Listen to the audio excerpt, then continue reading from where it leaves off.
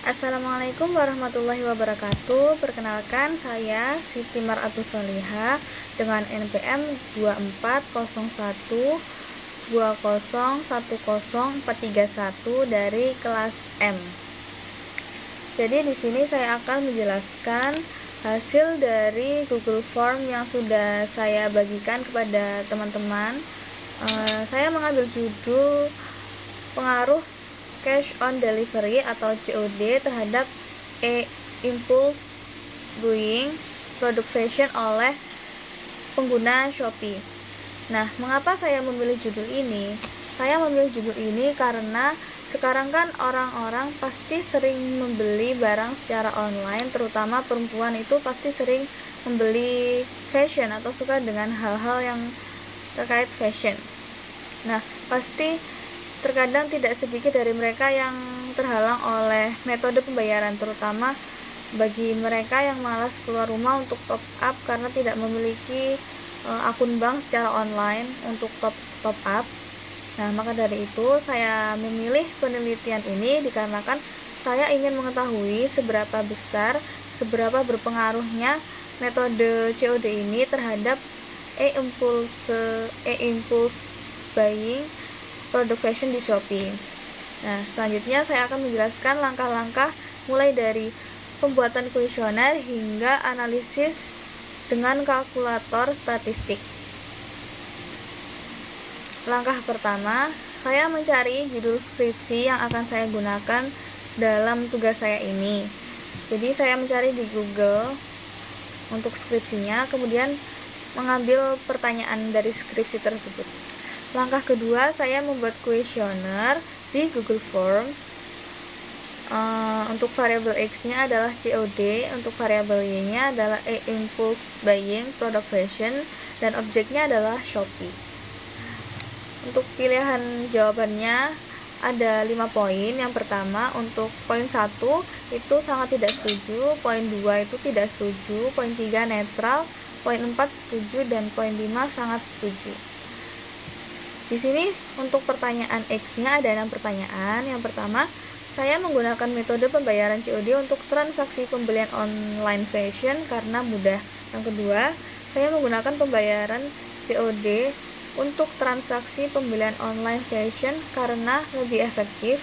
Yang ketiga, saya menggunakan metode pembayaran COD untuk transaksi pembelian online fashion karena ada vouchernya. Yang keempat, saya menggunakan metode pembayaran COD untuk transaksi pembelian online fashion karena ada return.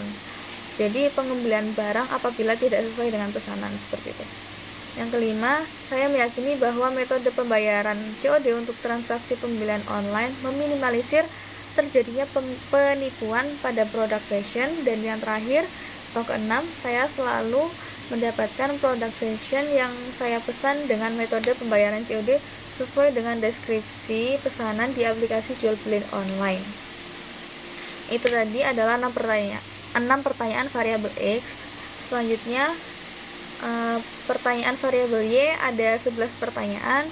Yang pertama, saya membeli produk fashion di Shopee tanpa direncanakan. Yang kedua, saya membeli produk fashion di Shopee karena dengan spontan. Saya membeli produk fashion di Shopee dengan spontan. Yang ketiga, ketika iklan di Shopee pada produk fashion muncul saat saya membuka media sosial, saya tidak bisa menahan untuk membeli produk fashion yang diiklankan. Yang keempat, saya sering membeli produk fashion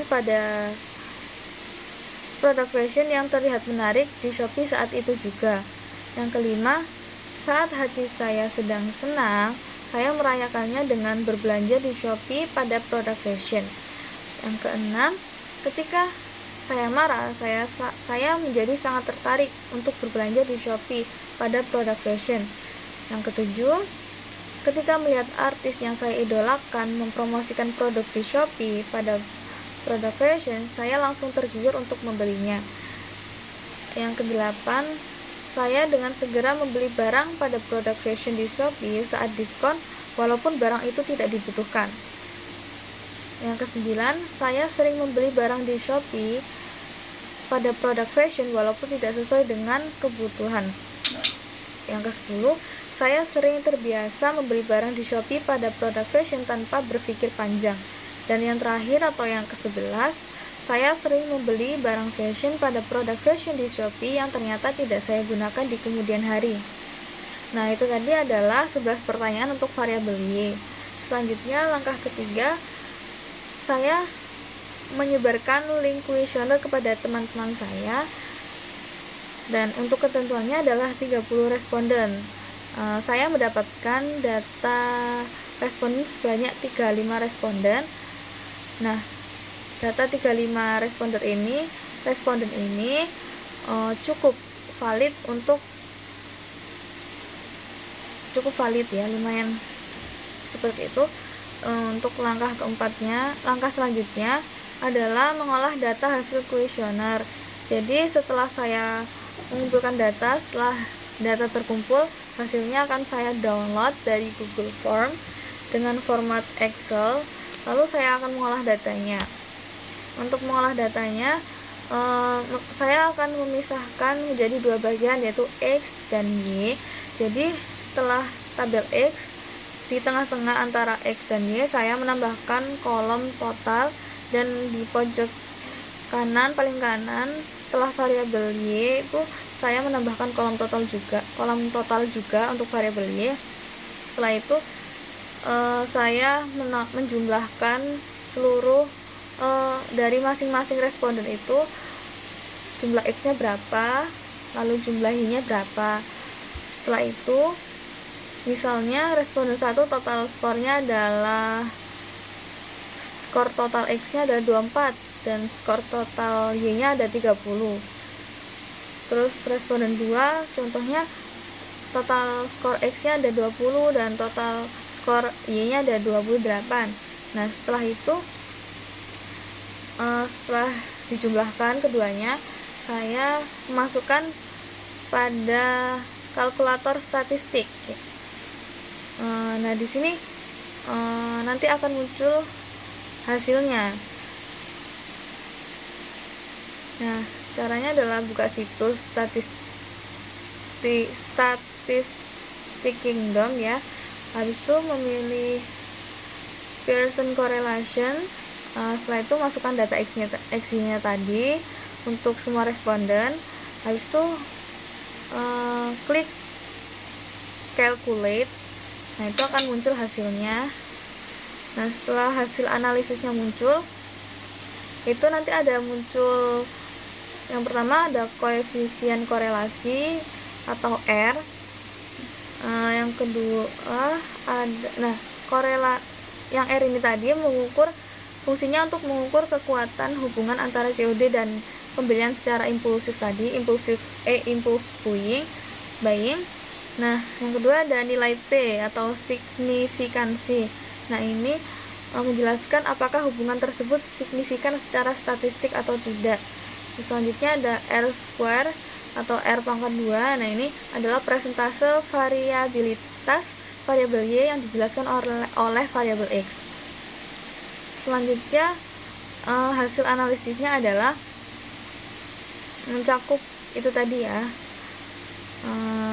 Yang pertama, koefisien korelasi tadi mengukur seberapa kuat hubungan antara variabel X dan variabel Y. Variabel X COD dan variabel Y impulse buying. Nilai R berkisar antara -1 hingga 1 dengan arti jika R lebih dari 0, ini menunjukkan hubungan positif, yang artinya ketika COD meningkat, impulse buying juga akan cenderung meningkat. Yang kedua, jika R kurang dari 0, ini menunjukkan hubungan negatif, yang artinya ketika COD meningkat, impulse buying cenderung menurun. Nah, selanjutnya yang terakhir, jika R sama dengan 0, ini menunjukkan tidak ada hubungan antara kedua variabel tersebut. Dari hasil yang saya dapatkan mengenai penelitian yang saya ambil adalah R-nya sama dengan 0,4644. Nah, dari hasil ini kan lebih dari 0. Jadi menunjukkan adanya hubungan positif sedang antara penggunaan metode COD dan perilaku e-impulse buying. Artinya, semakin sering seorang menggunakan metode pembayaran COD, maka semakin tinggi juga kecenderungannya untuk membeli produk fashion secara impulsif di marketplace Shopee. Yang kedua ada nilai P atau signifikansi. Nah, nilai ini digunakan untuk menguji apakah hubungan yang ditemukan benar-benar signifikan atau hanya kebetulan saja. Dalam penelitian ini kita bisa menggunakan ambang batas signifikansi yaitu sebesar 0,05, artinya jika P kurang dari 0,5 artinya hubungan tersebut signifikan secara statistik, dan sedangkan jika P lebih dari sama dengan 0,05 menunjukkan hubungan tersebut tidak signifikan. Nah, hasil yang saya dapatkan menunjukkan P sama dengan 0,0049. Karena P kurang dari 0,5, dapat disimpulkan bahwa hubungan antara COD dan e-impulse buying adalah signifikan secara statistik, atau dengan kata lain, hubungan ini tidak terjadi secara kebetulan, melainkan ada pola yang nyata dalam data tersebut. Yang ketiga ada R-square atau R pangkat 2. Ini menunjukkan seberapa besar variabel independen atau COD itu sendiri dapat menjelaskan variabilitas variabel dependen, yakni e-impulse buying. Nah, nilainya dinyatakan dalam persentase. Maka jika R sama dengan 0,2157, artinya sekitar 21,57% itu variabilitas COD buying dapat dijelaskan, variabilitas e-impulse buying dapat dijelaskan oleh COD. Sisanya sisa dari tadi itu, sisa dari 21,57 yakni 78,43% itu dipengaruhi oleh faktor lain yang tidak dianalisis dalam penelitian ini, seperti contohnya diskon, pengaruh teman, faktor emosional atau iklan dan lain sebagainya. Jadi dari hasil yang sudah saya dapatkan, hasil korelasinya dapat disimpulkan bahwa ada hubungan positif yang signifikan antara COD dengan e-impulse buying.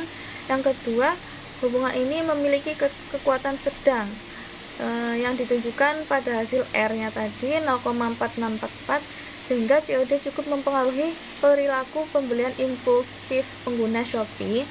Dan yang terakhir, kesimpulannya yakni sebagian perilaku impuls pengguna Shopee dipengaruhi oleh COD, terutama karena COD ini memberikan rasa aman, kemudahan, dan fleksibilitas, sehingga meningkatkan masyarakat atau pengguna Shopee itu sendiri untuk membeli barang tanpa direncanakan, tanpa perencanaan sebelumnya. Jadi kita melihat di HP gitu ya, langsung melakukan pembelian, karena COD kan gampang, gak usah menyiapkan top up tadi, langsung beli terus kirim.